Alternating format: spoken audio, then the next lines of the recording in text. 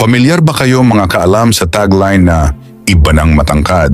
Lalo na sa mga batang 80s at 90s, alam kong marami sa inyo ay madalas itong napapakinggan at napapanood sa commercial ng Star Margarine.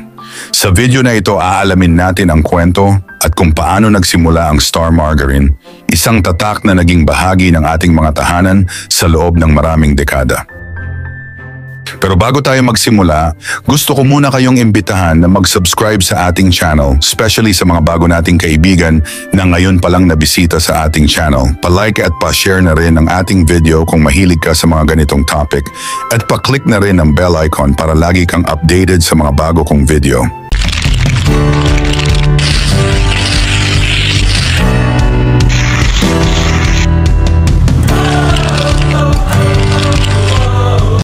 Nagsimula ang Procter & Gamble sa Pilipinas mahigit 80 taon na ang nakalilipas.